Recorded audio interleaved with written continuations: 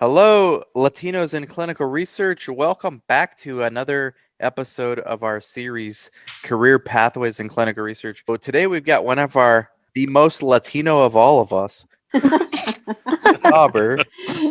Chris Sauber, my partner for DSCS CRO, our consulting services for the sites, a bunch of sites that we own, CRA Academy, CRC Academy, and Latino in Clinical Research.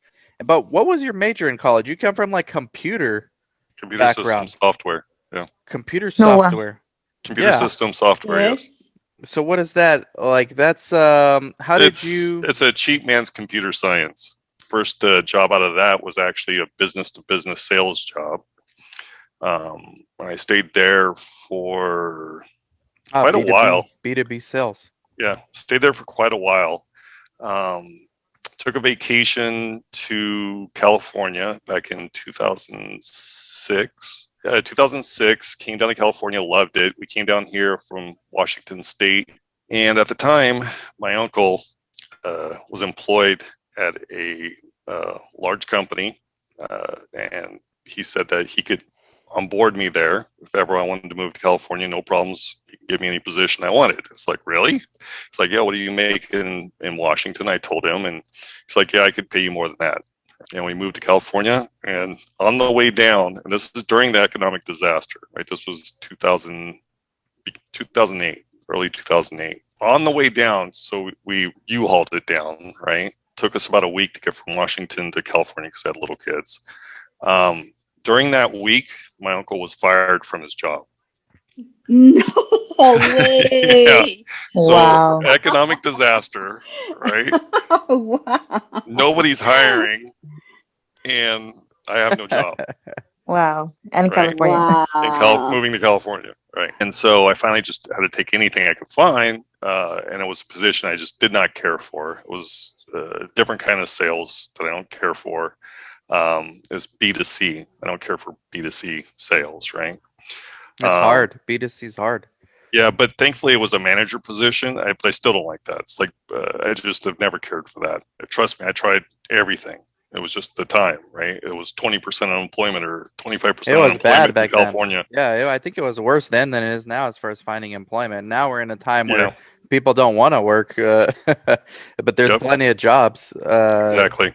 Okay, so that was a time where, because that's kind of when I got started in research, that was a time where people were looking for work and couldn't find any work. Exactly. So I worked there for a while, and I took on a second job while I continued working there. And I met somebody that you and I both know, Dan. Yep. And he introduced me to you in a roundabout way. It was a good patient recruiter that introduced us. Yep. And maybe it would be better coming from you, but the first time Dan and I met. Oh, yeah. The first time we met. Because I had a clinic in Anaheim. This patient recruiter that I've got to know over the years, we opened a clinic in San Bernardino, which Chris and I still own it to this day. We changed the company name a few times, but it's still there. He purchased the building too. Yeah, we purchased the building. He was not a good coordinator, this patient recruiter. Like, there's no way he was going to be able to focus and be a coordinator. So, and he knew that. So he was like, you know what? I know this guy. So I came up there for a site selection visit to make sure that we would get the study. And Chris was there, and we did the SSV. Chris didn't really say anything because he was research naive, and we were trying to didn't completely even really know what it was. Naive. And before the SSV, I was telling him, hey, I don't know who you are, but like, I'll just talk, just like sit there and shake your head or something. I didn't even know who he was.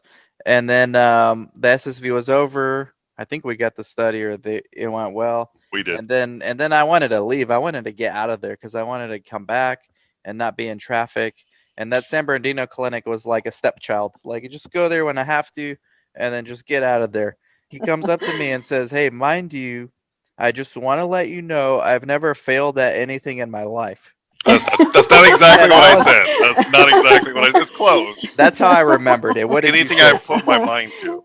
anything that I put real effort into, I've never failed, which is true. Okay, I still okay. believe that to be true. Well, the way I interpreted it was the way I said it, and I was like, okay. I don't even remember what I said. I was like, all right, and then I You just can, kind of you kind shook of my head and smiled. left. You kind of smiled, and you said, "Okay, well, that's good to know." Like you didn't know what to say. You're like, I gotta go. Thanks. Yeah, Thanks and for I the left. reassurance. I left, but that stuck with me. And then the recruiter who I drove with, he's like, "Yeah, he's a good dude. Trust me." So I was like, "All right, I mean, I like his confidence, but who says that? He's either cocky or confident." And I was like, "All right, I don't really care at this point. We need somebody." Did I No, no, train you? I didn't train you. nobody trained me. What are you talking about? One of the CRAs trained me. Really? I think I like monitored you as a study coordinator. I tried to monitor your study once, like to Yeah, prep you you for a came real out. monitor visit. Yeah, you came up before the monitor came. My first monitor experience, and you reviewed the material for like 20 minutes. You said that there's some missing information here and there. I put post-it notes, just make sure it's complete before the guy comes. So it was like header information. What did you think of clinical research? Like you just showed up because you needed a job. You didn't like seek a career Correct. in clinical Yeah, I research. just completely fell into it. You had no clue what it was, None, right? Did you zero. study it at all before you I showed mean, up, or I mean, because this was even before my YouTube, so like there was nothing to Google on this no, stuff. no, I knew nothing about it whatsoever. I knew what the recruiter had told me. What I found was the things that I thought were relatively simple initially, like in documentation. I found that really you need a lot more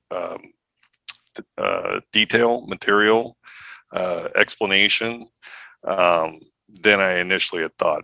But again, thankfully, the CRA was very helpful in that regard. Usually around 6 month mark, 1 year mark of being a coordinator, you start to your eyes open up and you start to see opportunities within the space Absolutely. because the first year you're just too busy like trying to learn everything, but then Yep. after that you start becoming self-aware and looking around and saying, okay, so what was Took your about 2 goal? years. About 2 years. two Took about years 2 years. so what was Yeah. your goal at that like 2 year mark? So it was again just dumb luck, as becoming a coordinator was. Even successful people will tell you there is luck involved in becoming successful, right? Oh, And I absolutely. believe that. Anyhow, so the San Bernardino site fell on rough times, and I had thought, I'd started considering being a CRA. I'd received a few offers from CRA recruiters, right? Where CRAs will ask coordinators if they've ever thought of being a Yeah. CRA. So they were trying to recruit. And so I started considering that, but at the same time, I was like, I don't know if I'd like all that travel. I have young kids. Not sure that's something I would want to do. But I wanted to make more money, honestly, than being a CRC. Some investors came in on my end, people I knew, an NP and a PA, nurse practitioner and a physician assistant, and they didn't even care about the San Bernardino site. So I told them, well, I'll take responsibility for that. We'll get rid of that. We'll dissolve it. You came out. We went out to lunch, me, you, and the other gentleman. The patient And recruiter. yeah, and told me that you're gonna have to shut down the site. And I was like, okay. So this could be an opportunity, I thought, a few days later. So I had a conversation with the main PI there and asked her if she would be interested, and then had a conversation with you. Oh, okay. Yeah, I'm telling you, times were so hectic and stressful then. That may be how it ended up playing out. To Yeah, me, it's all like bleeds in together. sure, But sure. the outcome was basically You had many sites that you're dealing with in the same situation. I So was putting out like 20 fires at that time. So I was like, all right, let's get this thing go out of the way. right. So how come what you choose to Chris over everybody?